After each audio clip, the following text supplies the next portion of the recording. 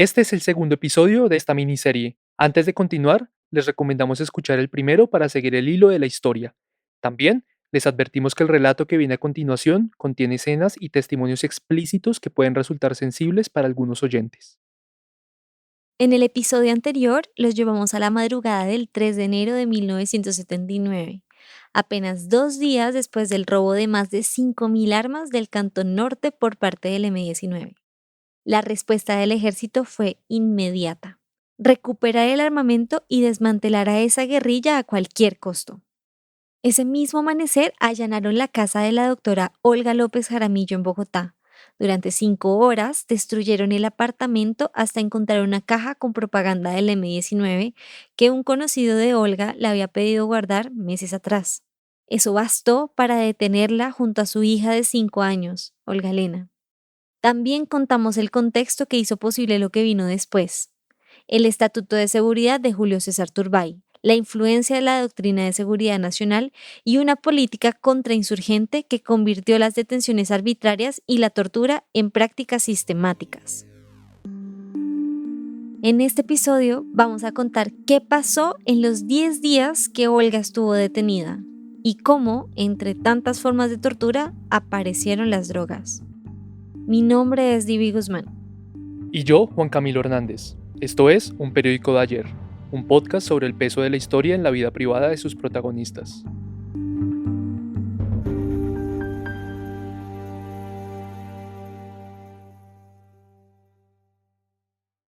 Las primeras menciones sobre las torturas en las caballerizas del Cantón Norte, en Bogotá, aparecieron casi al final de enero de 1979. La revista Alternativa difundió un extenso reportaje en su número de ese mes titulado El Destape del M-19. Allí recapitularon el robo de las armas y aseguraron que eran más de 300 personas detenidas bajo estrictas condiciones de hermetismo. Con nombres propios hablaron de algunos de los arrestados supuestamente vinculados al M-19 y a la guerrilla de las FARC, pero la revista también le dedicó varios párrafos al caso de Olga López Jaramillo. Han abundado las denuncias sobre maltratos físicos, como en el caso de la hija del parlamentario liberal Iván López Botero, que trató de suicidarse en su celda. Más adelante dicen que a Olga la atendieron de emergencia en el hospital militar, pues presentaba varios cortes en las muñecas. Sin embargo, no se autorizó inyectar plasma ni la transfusión de sangre para compensar la deshidratación. Este hecho lo conoció Alternativa gracias a Diego López, el hermano de Olga y su abogado, con quien se reencontró al cumplirse 10 días de su secuestro y a portas de rendir indagatoria ante un juez militar. Yo llegué allá, cuando salió Olga, pues la entrevista fue muy dramática porque pues nos pusimos a llorar los dos. Yo de verla a ella vuelta a una miseria, aporreada. Ella, hubo un momento en que del desespero se cortó las venas, tenía un golpe aquí en la cabeza tremendo, tenía un poco de escoriaciones de las rodillas, en fin, y empezó a contarme cómo la habían torturado. Con el paso de los días, otros medios, casi todos pequeños e independientes al gobierno de Turbay, hicieron eco del caso de la doctora López. Pero fue recién en abril de 1979 cuando apareció un testimonio suyo proveniente de una entrevista que tuvo con 3 concejales de Bogotá: José Luis Sining, Pablo Martínez y Carlos Romero, quienes formaron parte de una comisión para esclarecer lo que ocurrió con algunos detenidos en las caballerizas del ejército. Reproducimos la voz de Olga López Jaramillo en ese testimonio a través de una actriz. Yo me llamo Olga López Jaramillo. Soy médica y me detuvieron en un allanamiento en mi casa el 3 de enero. Entonces me llevaron a caballería con mi hija Olga Elena de 5 años. Desde ese momento permanecí vendada y sin alimentos por espacio de 4 días. No permitían absolutamente nada, ni bebida, ni comida. O sea que a todos los detenidos que estuvimos allí en esos días, teníamos que meter la mano en la cisterna del baño para tomar agua porque no nos dieron absolutamente nada. Como contó la revista Alternativa, la mayoría de los detenidos en el Cantón Norte fueron llevados a las caballerizas de esa guarnición. Ese lugar fue una hacienda que, en 1936, se adaptó para uso del ejército y posteriormente la ampliaron para desarrollar otras actividades militares. Hicieron establos, cuartos, oficinas e instalaciones que por su aislamiento y oscuridad resultaron útiles para desarrollar largas sesiones de interrogatorio y tortura. Así lo recordó Olga. A altas horas de la noche éramos sacados a un sitio helado. Le quitaban a uno la ropa más gruesa que tuviera encima para sufrir la cuestión del frío. Y en el día permanecíamos en pie cuando estaba haciendo sol por espacio de horas, hasta que ya uno no resistía más, sin permitirle sentarse. Desde el primer día empezaron los interrogatorios. Los militares la incriminaron por el robo de las armas. Según ellos, Olga guardaba fusiles o al menos tenía información sobre su paradero debido a la caja que Augusto Lara Sánchez le dejó en su casa. Expliqué desde el inicio que las cosas encontradas en mi residencia no eran de mi propiedad. Me habían sido dejadas a guardar y se me había pedido que no destapara lo que contenía eso. Les rogué que verificaran que no había huellas mías en ninguno de esos paquetes. Sin embargo, en el momento del allanamiento, para tratar de comprometerme, me dieron 1 o 2 documentos para que los tocara con mi mano. Vale la pena recordar que en esa caja, como contó su hermano Diego, no había armas de guerrilla o de uso privativo de las Fuerzas Armadas. Los interrogatorios eran de 24 horas, con turnos cada 6 horas. Cada 6 horas cambiaban un interrogador. Siempre la persona vendada sin ver a quién tenía al frente. O sea que no se nos permitió dormir. Según los militares, Olga había tenido también una participación directa en la construcción del túnel por el que la guerrilla sacó las armas. Pero la única prueba que mencionaron en ese momento fue el vínculo con Augusto Lara, de quien, decían los soldados, Olga era la amante. Me interrogaron sobre Augusto Lara. Yo lo conocía en el Hospital San Juan de Dios, afectado por un problema cardíaco. Nos hicimos amigos. Le ayudé en varias ocasiones para hacerle electrocardiogramas. Visitaba mi casa, pero nunca, como se planteó, ha sido mi amante. Expliqué que si hubiera sido una relación de esa naturaleza, él no viviría en su casa y yo en la mía. Repetidas veces les planteé que no tenía nada, absolutamente nada que decirles. Pero uno para ellos, desde el momento mismo en que es detenido, es culpable. No es lo que siempre se ha dicho, de que se presume la inocencia de la persona hasta que se demuestre lo contrario. Pero ellos lo toman al revés. Es culpable mientras no se demuestre lo contrario. Así pasó los primeros 4 días. Pero más allá de los interrogatorios incesantes, el hambre, el frío y la incertidumbre, lo más difícil para ella fue escuchar la voz de su hija en un cuarto cercano. Olga no sabía que los militares ya la habían entregado a su familia, pues le perdió el rastro desde que la separaron tras el allanamiento. Antes de seguir con el testimonio de Olga, es necesario aclarar que las caballerizas donde la torturaron estaban adscritas a la Brigada de Institutos Militares, y a su vez, esa unidad estaba bajo las órdenes de Miguel Francisco Vega Uribe, uno de los oficiales clave en la aplicación del Estatuto de Seguridad.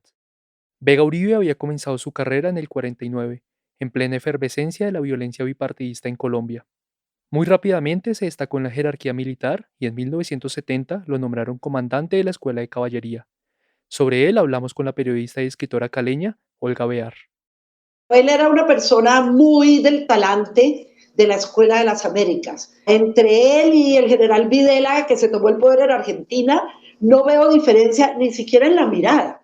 Olga Bear trabajaba en ese momento como reportera en Contrapunto, un noticiero liberal que muy pronto empezó a ponerle la lupa a lo que estaba ocurriendo con los detenidos y también a la figura de Vega Uribe. Era un hombre de un porte muy elegante, un hombre alto, bien plantado, o sea, buen mozo, unos ojos bonitos pero fríos, unos ojos que daban miedo, que lo miraran a uno frente a frente. Vega Uribe pues era el representante típico de la institucionalidad militar, que comprendía que había que arrasar con el enemigo interno al precio que fuera. Como mencionamos en el episodio anterior, la situación de violencia en Colombia era delicada. Y aunque aún estaba lejos del nivel que alcanzó después durante la guerra a muerte contra Pablo Escobar, era cada vez más frágil la institucionalidad, y esa lucha por pacificar el país acabó ensañándose contra civiles, como Olga López. Aquí de nuevo ella. Después de 4 días de interrogatorio en esa forma, fui llevada a un sitio que ellos llaman las Cuevas de Sacromonte o la Mazmorra. Un sitio afuera de Bogotá, más o menos a unas 2 horas y media de trayecto en carro. Esas cuevas que Olga menciona eran los depósitos subterráneos de la Escuela de Comunicaciones del Ejército, ubicada en Facatativá. Es un sitio construido en piedra, similar a un tribunal de la Santa Inquisición, donde tienen absolutamente todos los implementos para la tortura. Tienen lazos, unos aparatos de corrientes eléctricas, bombillos de varios colores, unos huecos hacia la pared. No entendí su significado, pero son unos huecos como del tamaño de una cabeza. Todas las paredes están ahumadas y desde el momento mismo en que uno entra al sitio, le plantean que puede morirse porque ellos tienen dónde esconder el cadáver. Allí me aplicaron espadadrapo sobre los ojos, me pusieron tapones de algodón en los oídos, me pusieron un trapo en la cabeza, me esposaron los brazos atrás, una venda encima de los espadadrapos y comenzaron a golpearme la cabeza. Me golpeaban la cabeza varias personas al tiempo, tanto que yo en ese momento sentía solamente que la cabeza se me agrandaba. Eso duró, no sé por espacio de cuánto tiempo. A lo largo del Estatuto de Seguridad, varias personas fueron llevadas a ese lugar para ser interrogadas y torturadas. Además de Olga, estuvieron Augusto Lara Sánchez e Iván Marino Espina, quien entonces hacía parte del comando del M-19, por mencionar algunos. Fui arrastrada por los pasillos de la mazmorra. Me golpearon contra las paredes, me colocaron en un banco y me pusieron una barra al cuello. Me decían que si no hablaba, que si no cantaba todo lo que supiera, me iban a ahorcar. Los militares estaban convencidos de que Olga López tenía información sobre el robo de las armas y que además, como nos contó en el episodio anterior su hermano Diego, era la encargada de atender la salud de los secuestrados de la guerrilla. Y eso no solo lo habían concluido por su cercanía con Augusto Lara, miembro del M-19, sino porque en paralelo también estaban torturando a un hombre llamado Carlos Emiro Mora. Mora también era médico y pasó por el mismo proceso intenso de interrogatorio. En medio de los golpes y el temor de que lo asesinaran, dijo que Olga hacía parte de las filas del M-19. Posteriormente, digamos, el primer paso que ellos dieron allí fue plantearme que la tortura se hacía por fases, que habían agotado la primera etapa y que estaban entrando en la segunda, que era la de los golpes físicos y que posteriormente vendría la etapa moral, psicológica y bueno, no sé cuántas cosas más. Me pusieron los brazos atrás y me acolcharon las muñecas. Con unos lazos me izaron, o sea, me colocaron los brazos atrás y comenzaron a alarme hasta quedar completamente soportado todo el peso del cuerpo en las muñecas. Estando en esa posición, me golpeaban el abdomen. Después de esa situación me bajaron de la colgada unos minutos. Llevaron a otra persona frente a mí, que era el doctor Emiro Mora. Nos quitaron a los dos las vendas. Esa forma de tortura, aun con las particularidades del contexto colombiano, nació a miles de kilómetros del país. pero aquí logró afincarse gracias a las facultades que Turbay les dio a los militares a través del Estatuto de Seguridad. Así lo explica la periodista Olga Bear.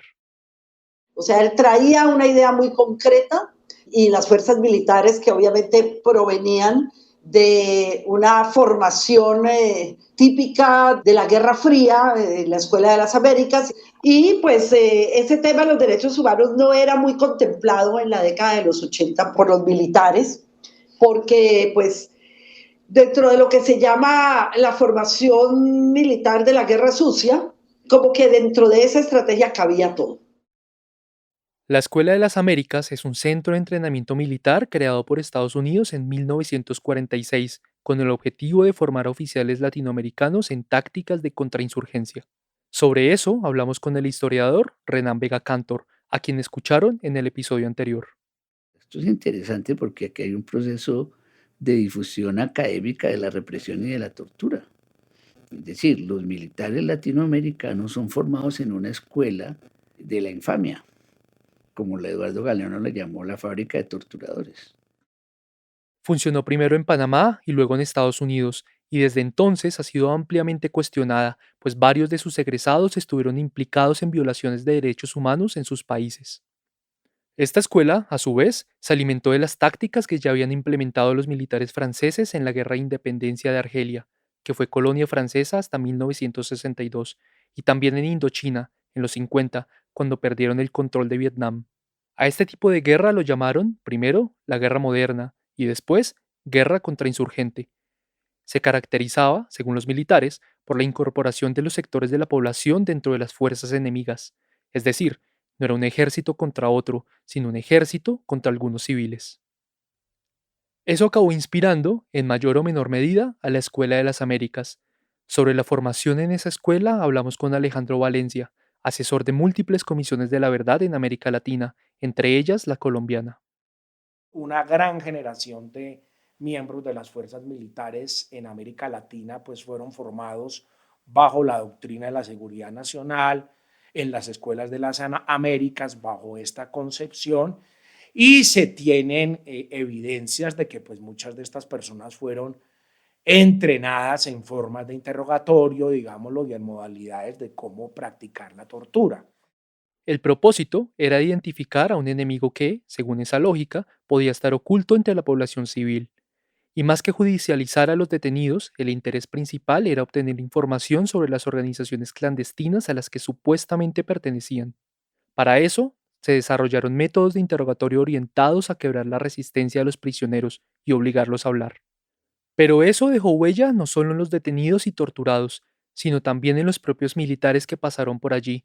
En Guatemala, por ejemplo, otro país muy golpeado por la violencia donde Alejandro Valencia trabajó, hay testimonios que lo respaldan. En Guatemala los comandos se llaman los caibiles. El caibil era un rey maya y trajeron como la figura maya. Y por ejemplo hablaban una forma de entrenamiento muy brutal, que algunos de los caibiles los ponían desde que empezaban el curso a criar un perro desde chiquito. A veces la formación terminaba que el caibil tenía que matar el perro y comerse el perro.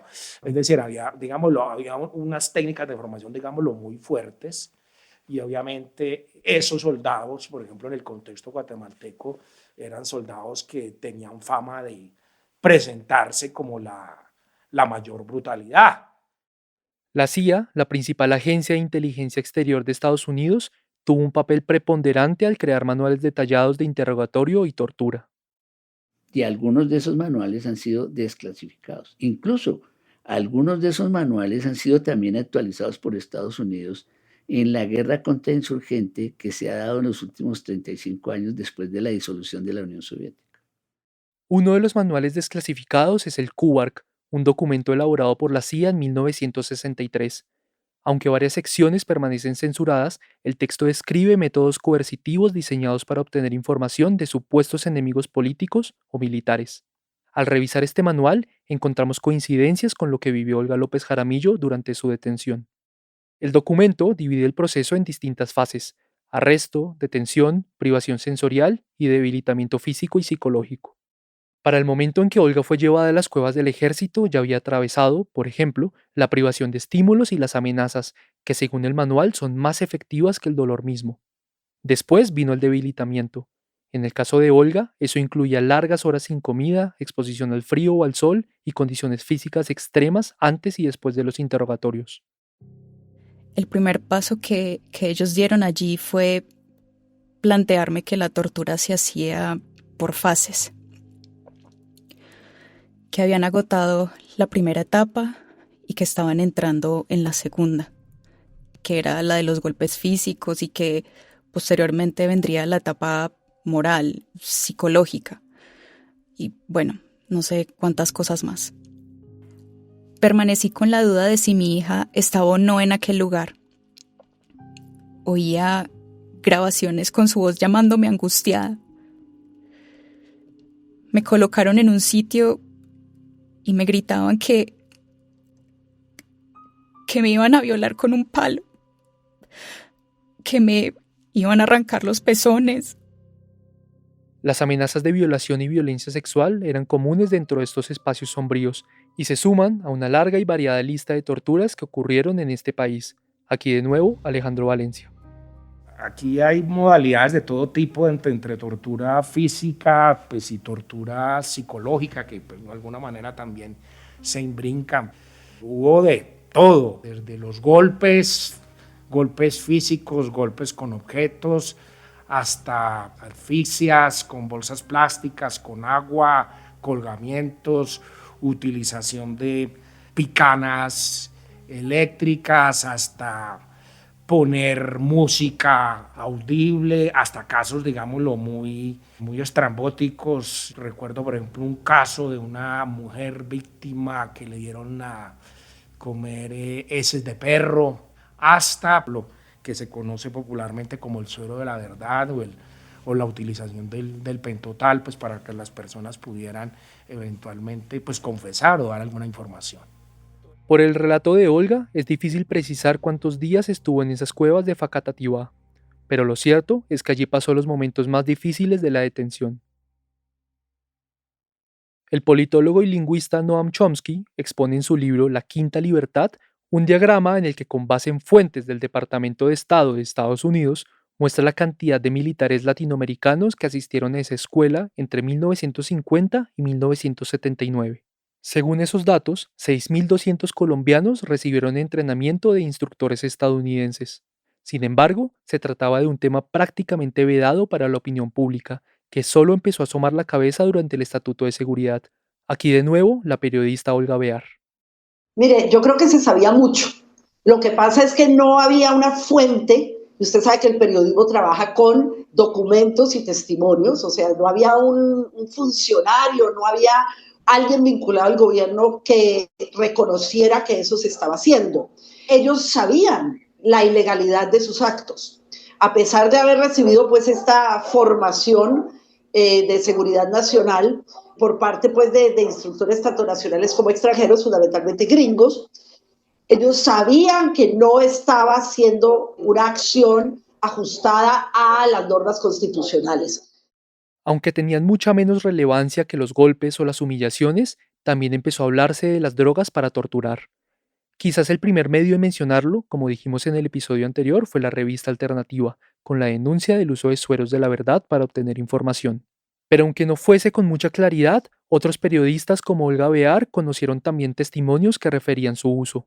No sé exactamente qué tipo de drogas, pero supongo yo que algunos fármacos tranquilizantes para que se desestresara, por llamarlo de alguna manera, y en medio de su borrachera contaran cosas. Eso ya es también atravesar un límite en medio de lo grave que es la tortura, pero encima de eso, pues tratar de sacar información, quebrando a la persona ya no físicamente, sino a través del uso de algún tipo de droga. La gama de sustancias que podían usar los militares para torturar era bastante amplia. Más adelante en esta historia explicaremos con mayor detalle sus nombres y efectos, pero por ahora es suficiente decir que hay desde fármacos para uso en animales hasta escopolamina. De hecho, esa última sustancia la usaron con la doctora Olga López tras su paso por las cuevas del Sacromonte. Dado que no había aportado información o aceptado pertenecer a la guerrilla, sabemos por su testimonio que intentaron doblegarla administrándole escopolamina en una bebida. No sé si fui llevada a la caballería o a otro sitio porque siempre estuve vendada. Y se me dio una droga. Entre un café se me dio algo que dejó un sedimento blanco. Me decían cierto tipo de palabras y tengo un lapso que yo no sé prácticamente qué ocurrió en ese tiempo porque no lo tengo muy claro. Entré en una etapa en que solamente yo sentía nombres y cosas en la cabeza. Me sentía todo el cuerpo pesado, la lengua muy pesada y sentía una sed espantosa. Y en unas condiciones similares llegó a rendir indagatoria el 13 de enero de 1979. Ese día, recuerda su hermano Diego López, el juez militar trató de interrumpir constantemente su testimonio, pero contra todo pronóstico y aún sintiéndose fuera de sí, Olga contó todo lo que recordaba desde el allanamiento hasta su llegada a la indagatoria. Ella llegó medio confundida, ella lloró mucho en la indagatoria y el juez definitivamente estaba bajo el mando, bajo las órdenes de Miguel Francisco Vega Uribe. El juez envió a Olga a la cárcel sindicada de rebelión y presunta vinculación con el M-19. En ese momento, su papá, Iván López Botero, jugó una carta que había estado guardando a la espera de qué iba a pasar con su hija: comunicarse directamente con el presidente Turbay, a quien conoció trabajando en el Congreso. La misiva empieza así. Muy apreciado presidente y amigo.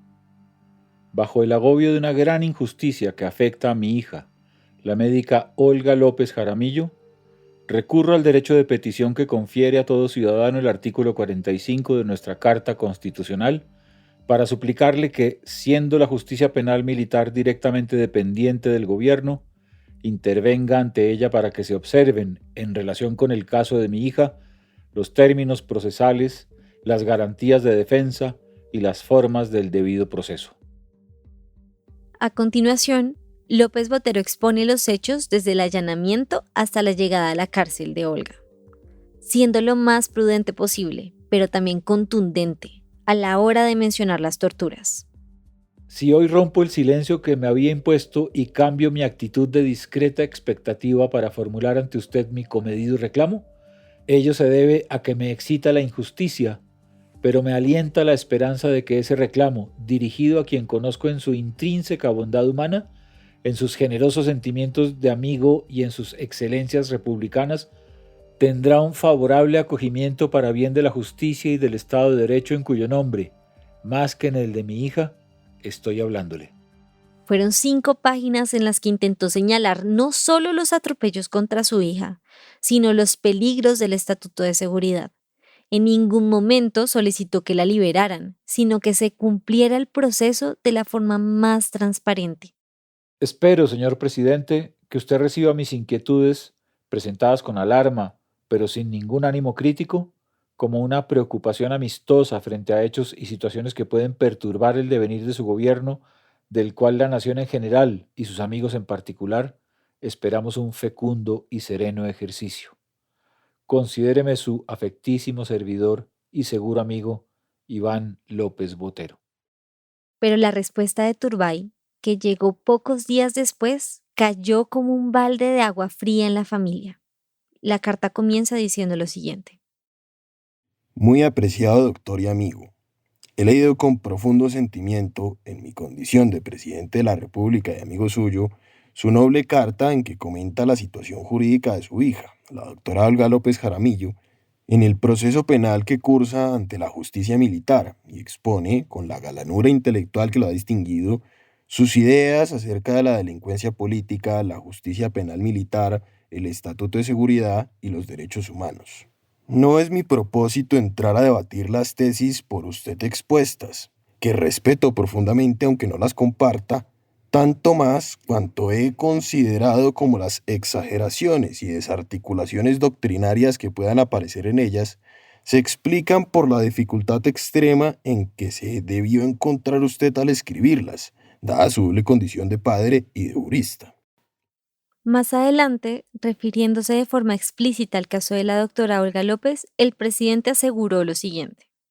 De los informes que he obtenido de las autoridades militares, deduzco que su hija ha sido tratada con la debida consideración, al igual que lo han sido las demás personas retenidas por las Fuerzas Armadas y luego detenidas por los jueces militares. Finalmente, como la Procuraduría General de la Nación es el organismo constitucional llamado a cumplir la vigencia judicial, en la fecha me he dirigido al señor Procurador recomendándole que vele cuidadosa y permanentemente por el desenvolvimiento regular del proceso que sigue a su hija, a fin de que, como lo ordena la Constitución, haya pronta y cumplida justicia. Reciba las seguridades de mi aprecio y amistad, Julio César Turbay Ayala. La carta del presidente, fechada el 22 de marzo de 1979, marcó para Olga y su familia el comienzo de un proceso tan doloroso como la tortura misma. Pues en la medida en que yo me metí de lleno a defender a Olga, pensando, como les digo, que era una cuestión de 8 días de demostrar una cosa y sacarla, y se me convirtió en una tragedia de 2 años. En el tercer episodio de esta miniserie ahondaremos en el uso de sustancias para torturar a Olga y a otros detenidos durante el Estatuto de Seguridad. También en cómo esa práctica fue sistemática en otros países del continente. Y ella, pues como médica, sintió una vaina rara, inmediatamente botó eso, fue a un baño y de la cisterna del baño cogió agua, porque no había un lavamanos, cogió agua de la cisterna, tomó, se produjo un lavado gástrico, en fin. Ella dice que en esa agua le estaban dando escopolamina. Las drogas llegan, en este caso, como coadyuvantes de la hipnosis, porque todavía se necesitaba eso. Esa parte de la hipnosis que se suponía que todavía que ofrecía, y era la regresión. Las drogas entran y abren una gran ventana, una gran puerta a la sugestión.